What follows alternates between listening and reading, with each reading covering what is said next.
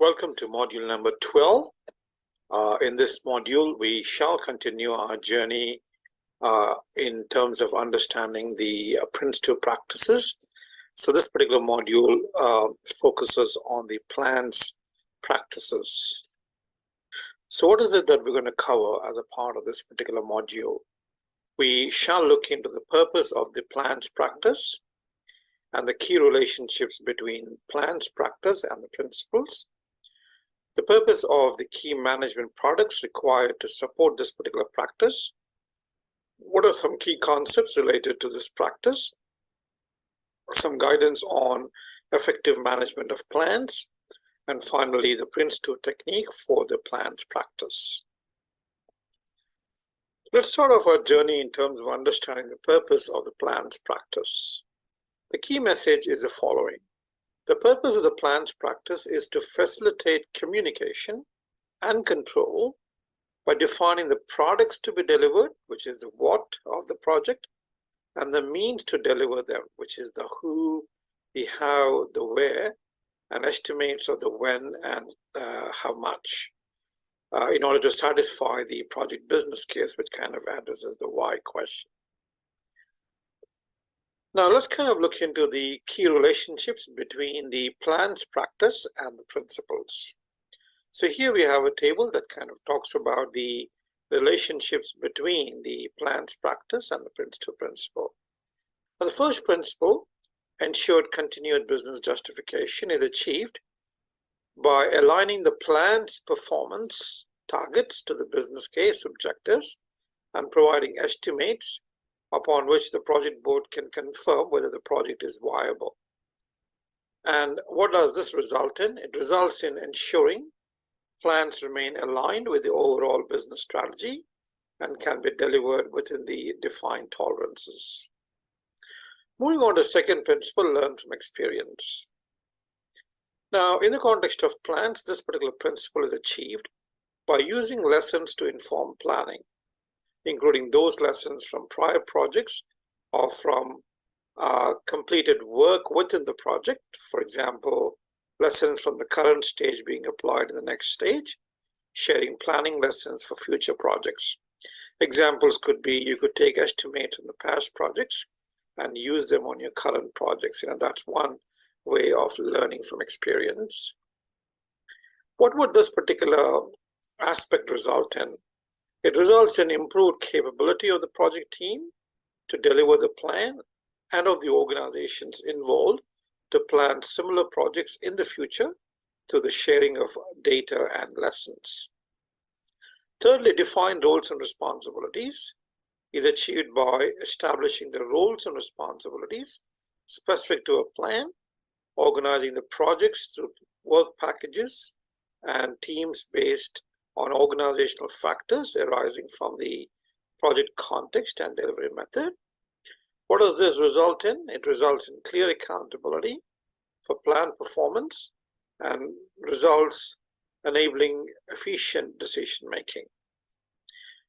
The next principle is management by stages. Now this particular principle is achieved by breaking the project life cycle into stages as a means of accommodating planning horizons and aligning stages to key decision points as required. What would this result in? It results in the project stages and tolerances planned in a manner appropriate to both the business needs and realistic estimates of resources, schedule, risks, and issues. And the next principle is management by exception. Now, in the context of the plans practice, this particular principle is achieved by defining levels of plan, project plan, stage plan, and team plan, etc., and establishing the targets and the tolerances for them.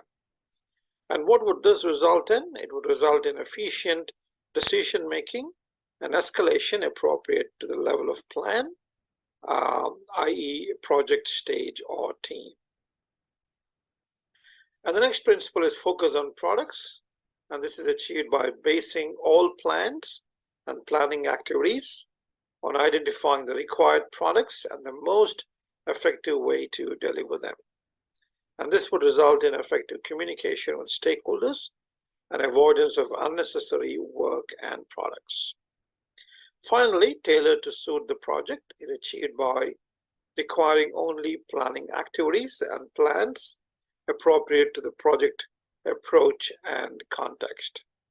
A simple example would be in a small project, team plans could be optional. You don't really have to create team plans, but then in larger complex initiatives, you might have project plans, stage plans, and team plans.